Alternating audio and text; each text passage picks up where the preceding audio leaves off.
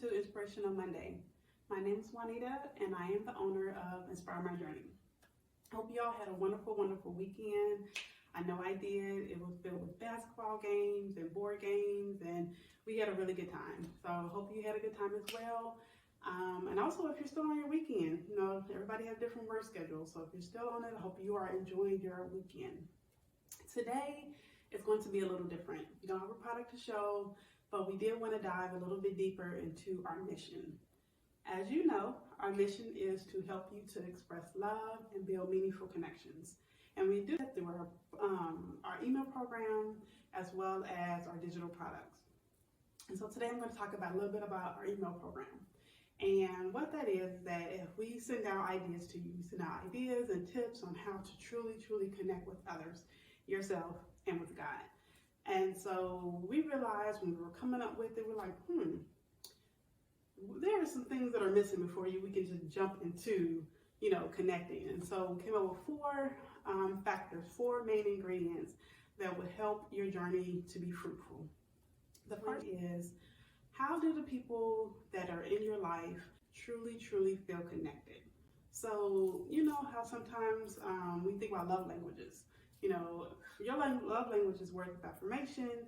Automatically, you tend to send cards, you tend to write notes, you tend to do all of these things that truly connect with others on that same level that you want to feel connected. But that's not always the case. It's not always the case, and so we have to learn what truly makes the people that we want to connect with, how do they feel connected?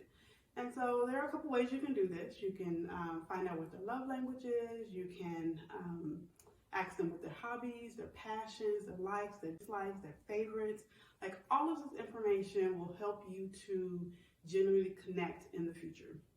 And so get your list of people, write down all the people. You can put them in categories: family, friends, co-workers, and just get to asking. Ask them, those questions. Number two, how do you, what brings you authentic joy? A lot of times when people ask what makes you happy or what makes you, what brings you joy, we tend to answer in the way that we think that somebody wants to hear or what other people like. So for example, if my spouse loves to watch TV, which she doesn't, she's like me. We don't necessarily, we watch it, but we don't always like to watch it. But if they love to watch TV, and by nature, because you want to feel close to them, you watch TV with them, just because they love to watch TV doesn't necessarily mean that should go on your list, because that, you just like to be next to your spouse and not necessarily want to, that's not what brings you a joy. So when you're thinking about this list, really think about what you enjoy. It is your list and your list alone. Don't worry about anybody else. Doesn't matter if somebody else thinks it's boring. Doesn't matter if people think it's crazy. Whatever it is, it's your list. And so just think, what brings you authentic joy? Number three is, how do you feel God's presence? So when we talk about connecting with God, we have to know, how do we feel His presence? Is it through prayer? Is it through song? Is it through fellowship? Like, what is that? And then sometimes you may not even know. You may have never felt God's presence, and that's okay.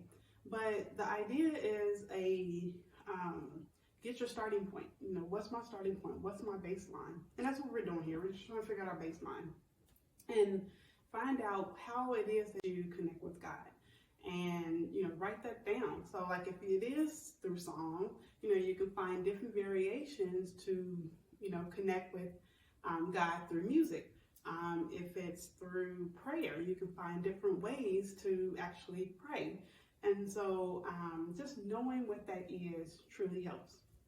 And then the fourth one is more of a self-reflection type, activity. Or not really reflection, but self-awareness activity. And it is, when do you not feel like connecting? When don't you feel like connecting? So there are times where we're just like, oh my goodness, I do not want to go out with my friend or my sister, or, or even connecting with God. Like, I don't feel like it. And that's okay, but to understand the why behind it. Understanding what it is that makes me not want to do this. Because if our goal is to truly connect with others, to truly have that genuine connection, but yet we sometimes struggle to do so. We have to figure out what it is. Like, what's the issue? What is it that we need to solve in order for us to continue this journey, or to at least start on the journey? Like, you can't even start there if you don't even know what it is. So that is really important for you to do. And that step is a little bit harder to identify, even to solve, right? So if you have any questions, if you want to brainstorm, I'm here, and we could definitely do that. So those are the 4 things, 4 factors, 4 ingredients, whatever you want to call them, that we need, or you need, in order to start this journey. So 1, find out other people that you want to connect with. How do they really feel loved? How do they feel connected? 2, what brings you authentic joy? 3, how do you feel God's presence? And then 4, what makes it hard to connect sometimes? So those are the 4 things. That's what we go through in the first 4 weeks of our email program. We give you that information, that reflection, the exercise for you to do, and then we can start